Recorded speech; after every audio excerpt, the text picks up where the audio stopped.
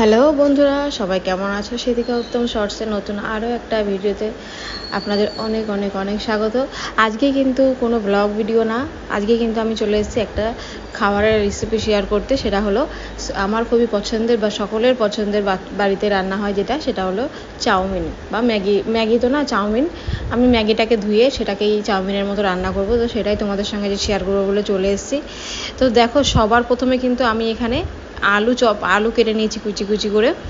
আর ওখানে দেখতেই পেলে যে আমি সমস্ত রকম সবজিগুলো কেটে নিয়েছি। তো সবজিগুলো কেটে রাখার পর এবার দেখো, কিন্তু আমি এখানে আলু কেটে নিয়েছি প্রথমেই। আমি কিন্তু আলু দিয়ে বানাবো, জানি না তোমরা কোনোদিন কেউ আলু দিয়ে বানিয়েছো কিনা, তবে যদি না বানিয়ে থাকো তাহলে আমার এই রেসিপিটা দেখে অবশ্যই একবার বাড়িতে ট্রাই করে দেখো। আই হোপ তোমাদের খুব ভালো লাগবে। আর এরকম আমি নিয়েছি এখানে লঙ্কা, আর এখানে দেখো কী কী নিয়েছি আমি সব দেখিয়ে দিচ্ছি। আর এখানে তোমার চাউমিনটাকে আমি সেদ্ধ করেছি, মানে হালকা করে বয়েল করে নুন মাখিয়ে রেখেছি, নুন তো না, তেল মাখিয়ে রেখেছি হালকা করে বয়েল করে।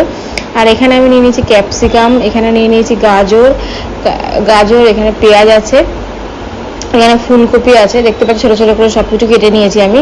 এখানে গাজর আছে, এখানে ক্যাপসিকাম আছে, আর এখানে আছে ভুট্টা, মানে যে কচি ভুট্টা হয় সেই কচি ভুট্টা, তো এইগুলো দিয়ে। আর ওখানে আছে আলু, তো এইগুলো দিয়েই কিন্তু আজকে আমি চাউমিনটা রান্না করব। তো আশা করছি তোমাদের খুব ভালো লাগবে। ভিডিওটা পুরো দেখে আর একবার বাড়িতে ট্রাই করে অবশ্যই তোমরা দেখবে। আর আমি কিন্তু ম্যাগিটাকে, মানে ম্যাগি এটা ছিল, ম্যাগিটাকে কিন্তু আমি খুব বেশি বয়েল করিনি, হালকা করে বয়েল করেছি, মানে যেটুকু সেদ্ধ হয় সেটুকু করে তারপরে কিন্তু ঠান্ডা জলে ধুয়ে আমি তার উপরে তেল মাখিয়ে রেখেছি, নাহলে কিন্তু ঝুরঝুরে হবে না। তো চলো এবার মেন কোর্সে যাওয়া যাক। কড়াই তো প্রথমে গরম হয়ে গেলে পরে কড়াইতে তেল দিয়ে দিতে হবে। আমি যেহেতু সাদা তেল দিয়ে বানাবো, তো আশা করছি এটা সাদা তেল দিয়ে বানালে পরে ভালো হয় খেতে, টেস্টটা বেশি ভালো হয়, সর্ষের তেল ইউজ না করলেই ভালো। আর আমি কিন্তু পুরো রান্নাটাই কোনো হলুদ ইউজ করবো না, সাদা রান্না করবো, কারণ হলুদ দিলে আমার অতটা পছন্দ হয় না, তার জন্য। তো আমি কিন্তু প্রথমে সব সবজিগুলো ভেজে তুলে রাখবো। তো তারপর সবার প্রথমে আমি কিন্তু এখানে দিয়ে দিয়েছি আলু, যে আলুটা প্রথমে আমি ভেজে নেবো, কারণ কি সবজিটা নরম না হলে পরে তাহলে ম্যাগিটা দিলে পরে কিন্তু ইয়ে হবে না, কাঁচা কাঁচা থাকবে। তার জন্য আমি প্রথমে আলু আর ফুলকপি, যেহেতু আলু আর ফুলকপিটা একটু বেশি মানে ভাজতে হবে, সেজন্য আমি আলুটা আর ফুলকপিটাকে প্রথমে হালকা করে ভেজে নেব। তোমরাও কিন্তু ভেজে নেবে। আর আমি কিন্তু ফুলকপিটাকে খুবই ছোটো ছোটো করে কেটেছি, খুব বেশি বড় করে কাটিনি, কারণ কি বেশি বড় করে কাটলে পরে হচ্ছে ওটা সেদ্ধ হতে অনেক টাইম লাগবে, ভাজতেও টাইম লাগবে, যাই হোক। তো আমি কিন্তু এখানে দেখতেই পাচ্ছ আলু আর ফুলকপিটাকে মোটামুটি ভালোভাবে ভেজে নিয়েছি। আর এরপর কিন্তু আমি এর ভেতরে একটুখানি দিয়ে দেবো তোমার হচ্ছে গাজর দিয়ে দিচ্ছি। দেখো, এরপর কিন্তু আমি এর মধ্যে গাজর দিয়ে দিলাম।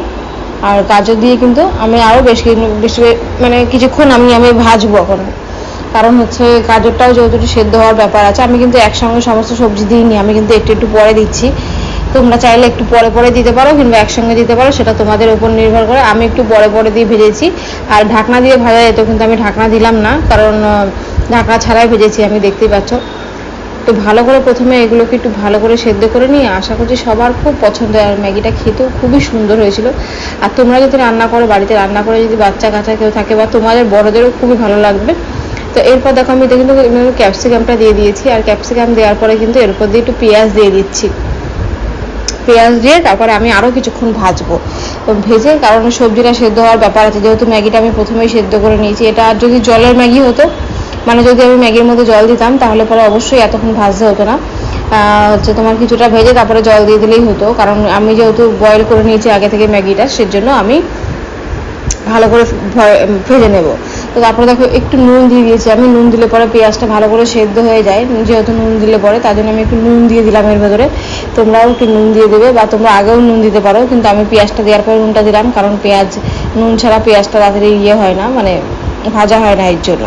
তো অলমোস্ট দেখো এগুলো ভাজা ভাজা হয়ে গেছে। এর উপর আমি ভুট্টা দিয়ে দিচ্ছি এবার, কারণ ভুট্টাটা বেশি ভাজতে হয় না, ভুট্টা বেশি ভাজলে পরে আবার মানে হয়ে যাবে, কি বলে ওটা, ভালো লাগবে না। তো এবার আমি কাঁচা লঙ্কা আর ভুট্টাটার ভেতরে দিয়ে দিলাম, ভুট্টা আর কাঁচা লঙ্কাটা দিয়ে আর একটু ভেজে নেবো, বেশিক্ষণ ভাজবো না, কারণ ভুট্টাটা বেশিক্ষণ ভাজলে পরে ওটা চিবানো যাবে না, মানে বাজে হয়ে যাবে আর কি, চেবানো যাবে না, তার জন্য। তো চলো এটা একটু ভাজা হোক, ততক্ষণ তোমাদের সঙ্গে একটু কথা বলে নিই।